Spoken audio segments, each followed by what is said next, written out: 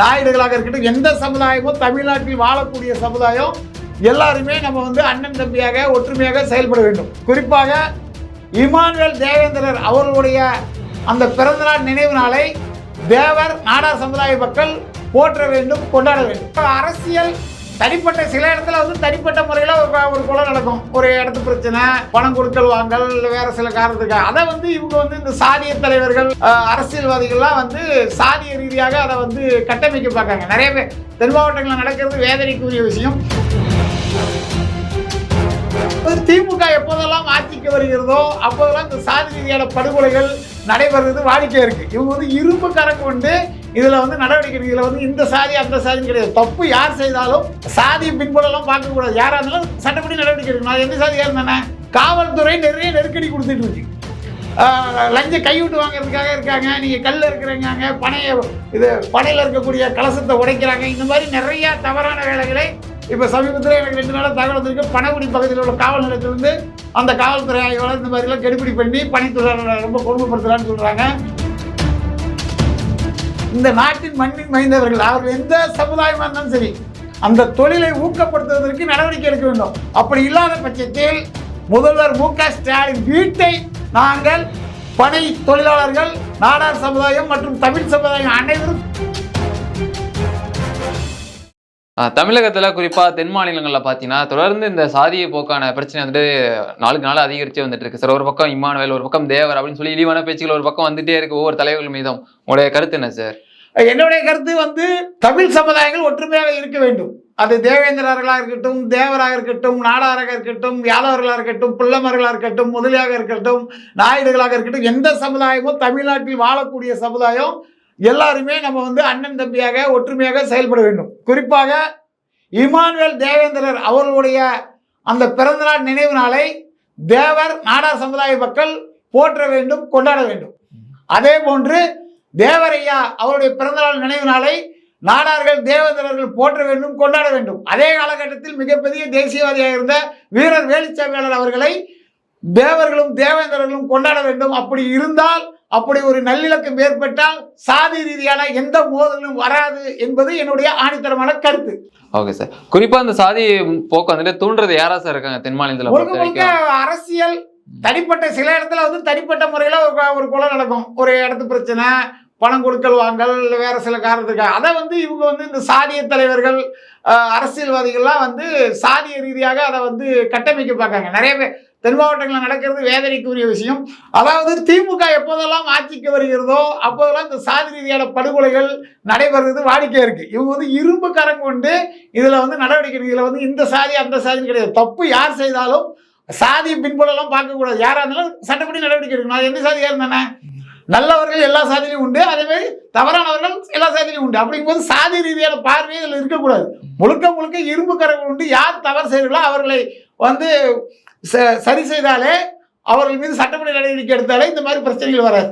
அரசு ஆனால் வந்து இந்த இடத்துல மெத்தனை போக்கு கடைபிடிக்குது. கிட்டத்தட்ட நிறைய பேர் இறந்துட்டே வராங்க. எனக்கு வருத்தமாக இருக்கு. ஏன்னா ஒரு எந்த சாதியை சேர்ந்தவராக இருந்தாலும் ஒருவர் வந்து மரணம் அடையும் போது அவருக்கு வந்து ஒரு மனைவி இருப்பாங்க, குழந்தைங்க இருக்கும், அப்பா அம்மா இருப்பாங்க, அண்ணன் தம்பி இருப்பாங்க, இப்படி சொந்தக்காரங்க இருப்பாங்க, சாதி இருக்குது, எல்லாருக்குமே அவங்களுக்கு பாதிப்பாகிறது. அதனால் வந்து இந்த வன்முறை அரசியலை நம்ம கையில் எடுக்கக்கூடாது. சமுதாய ரீதியாக நம்மளுடைய கருத்துக்களை புள்ளி விவரத்துடன் பதிவு செய்தால் எல்லாருக்கும் சுமூகமாக இருக்கும், நல்லது நடக்கும். நாடார் சமுதாய மக்களின் பாரம்பரிய வாழ்வாதாரமா இருக்கிறது பார்த்தீங்கன்னா பனை ஏறுதல், கல் இறக்குதல், இந்த மாதிரி நொங்கு வெட்டுதல் தான் சார். இங்கே மட்டும் ஏன் சார் தமிழகத்தில் மட்டும் இந்த கல்லுக்கு ஒரு அனுமதி இல்லாமல் மறுக்கப்பட்டே வருகிறது மற்ற மாநில காட்டிலும் தமிழகத்தில்? இல்லை, அதாவது இது வந்து நாடார் சமுதாயம் மட்டும்தான் இந்த தொழில் செய்யறதுங்கிறதே முதல்ல தப்பு. அது ஒரு பார்வையே தப்பு. அதாவது நாடார்கள் அதிகமாக செஞ்சதால அப்படி ஒரு பார்வை இருக்கு. தமிழ்நாட்டில் வந்து கவுண்டர் சமுதாயம், வன்னியர் சமுதாயம், முத்திரையர் சமுதாயம், கல்லர் சமுதாயம், இப்போ யாதவர் சமுதாயம், இப்படி பல்வேறு சமுதாயத்தினர், பறைய சமுதாயம், இப்படி எல்லாருமே மறையேறக்கூடிய தொழிலை வாழ்வாதாரமாக வச்சிருக்காங்க. பனை வந்து தமிழ் தேசியத்தினுடைய தேசிய மரமாக இருக்கிறது, தமிழகத்தினுடைய மாநில மரமாக இருக்கிறது. பனை சார்ந்த அந்த தொழிலை வந்து அரசு ஊக்கப்படுத்தணும். இதுல என்ன சிக்கல் வருதுன்னா, நம்ம வந்து ஒரு தென்னை மரம் வைக்கிறோம், அந்த இளநீ எடுத்து நம்ம விற்கிறோம், தென்னை மரத்தில் இருக்கக்கூடிய இளநீ எடுத்து விற்கிறோம், தேங்காயை பயன்படுத்துகிறோம், ஈச்ச மரத்தில் இருக்கக்கூடிய ஈச்சம்பழத்தை பயன்படுத்துகிறோம். ஆனால் பனையில் இருக்கிறதுல வந்து வரக்கூடிய ஒரு பனஞ்சாறு, கல்லுங்கிறது பேர் வந்து பனம்பால், தாய்ப்பாலில் எப்படி கலப்படம் செய்ய முடியாதோ அது போன்று பனம்பாலில் கலப்படம் செய்ய முடியாதுன்னு சொல்லக்கூடிய ஒரு விஷயம். அதாவது நுனி முதல் கிளை வரை 801 பயன்களை தரக்கூடிய ஒரே மரம் பனை மரம் அப்படின்னு சொல்லி முன்னோர்கள்லாம் எழுதியிருக்காங்க. சித்த மருத்துவத்துக்கு மிகப்பெரிய அளவில் பயன்படுத்தப்படக்கூடியது. பனை சார்ந்த அந்த தொழிலை ஊக்கப்படுத்தினாலே இப்போ உலகத்தையே அச்சுறுத்திருக்கக்கூடிய பிளாஸ்டிக் அரைக்கன் வந்து ஒரு 50% ஒழிச்சிடலாம். இதெல்லாம் அரசு வந்து கவனத்தில் எடுத்து பனைக்குன்னு சொல்லி ஒரு வாரியம் அமைச்சு அந்த பனை தொழிலாளர்களுக்கு அவர்கள் செய்யக்கூடிய அந்த இதுக்கு வந்து இவங்க வந்து ஊக்கம் கொடுக்கணும். இப்போ உதாரணத்துக்கு பார்த்தீங்கன்னா இலங்கையில் வந்து இதுக்கு வந்து ஒரு தனி இலாக்காவே இருக்கு, அமைச்சர் இருக்கார். கம்போடியாங்கிற நாடு பனை சார்ந்த தொழில்களை தான் இயங்கிக்கிட்டு வருது. அப்படி இருக்கிற ஒரு சூழல்ல இந்தியாவிலே அதிக பனைமரம் இருக்கக்கூடிய மாநிலம் தமிழ்நாடு. அது செங்கல்பட்டு மாவட்டம், திருவள்ளூர் மாவட்டம், இங்கெல்லாம் அதிகமாக பனைமரம் இருக்கிறது. தூத்துக்குடி, திருநெல்வேலி, கன்னியாகுமரி, விருதுநகர், ராமநாதபுரம், சிவகங்கை, தேனி, சேலம், கோயம்புத்தூர், ஈரோடு, கிருஷ்ணகிரி, தருமபுரி இப்படி வறட்சியான மாவட்டங்களில் கூட பனைமரம் வந்து செழிப்பாக இருக்கு.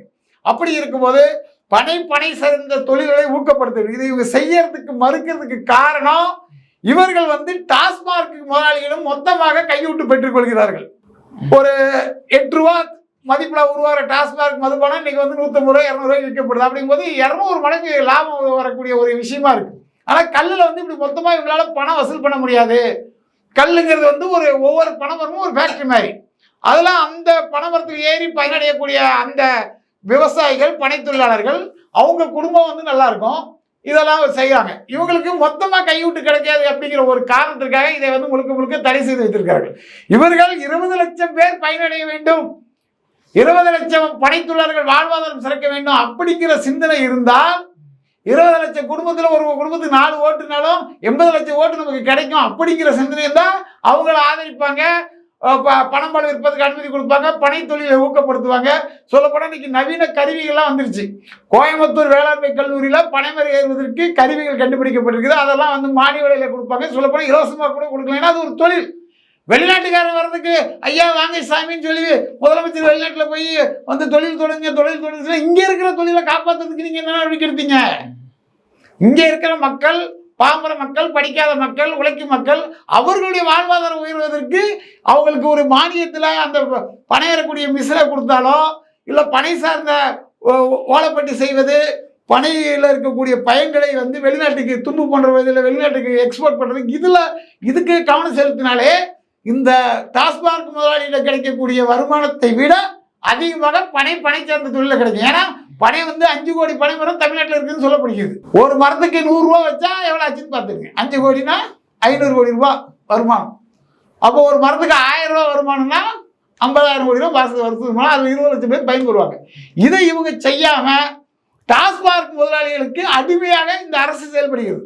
இந்த அடிமைத்தனத்தை நீக்கி தனது மக்களுக்கு நல்லது செய்ய வேண்டிய அடிப்படையில் பனை தொழிலாளர்களுடைய வாழ்வாதாரத்தை காப்பாற்றணும். இப்போ நீங்கள் பாருங்கன்னா தமிழ்நாடு முழுவதும் பயணநீர் இறக்கி இருக்கிறவங்களுக்கு வந்து காவல்துறை நிறைய நெருக்கடி கொடுத்துட்டு இருக்கு.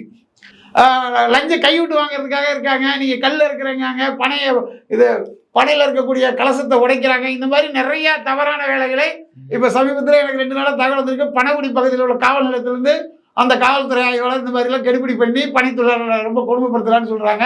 அதே கிருஷ்ணகிரி மாவட்டத்திலே பல்வேறு இதுலேயும் இந்த மாதிரி நடந்துட்டு இருக்கு. இதை எதிர்த்து மிகப்பெரிய போராட்டம் விரைவில் நடக்க இருக்கிறது. தேவைப்பட்டால் முதல்வர் ஸ்டாலின் வீட்டை பனை தொழிலாளர்கள் சார்பாக முற்றுகையிட்டு நாங்கள் போராட்டம் நடத்துவோம். பனை தொழிலாளர்கள் வந்து இந்த நாட்டின் மண்ணின் மைந்தவர்கள். அவர்கள் எந்த சமுதாயமாக இருந்தாலும் சரி அந்த தொழிலை ஊக்கப்படுத்துவதற்கு நடவடிக்கை எடுக்க வேண்டும். அப்படி இல்லாத பட்சத்தில் முதல்வர் மு.க. ஸ்டாலின் வீட்டை நாங்கள் பனை தொழிலாளர்கள், நாடார் சமுதாயம் மற்றும் தமிழ் சமுதாயம் அனைவரும் சேர்ந்து போராட்டம் நடத்துவோம் என்பதை இதன் மூலம் தெரிவித்துக் கொள்கிறோம். தொடர்ந்து பேசுவோம். பல்வேறு தகவலை கொடுத்தமைக்கு நன்றி சார். நன்றி.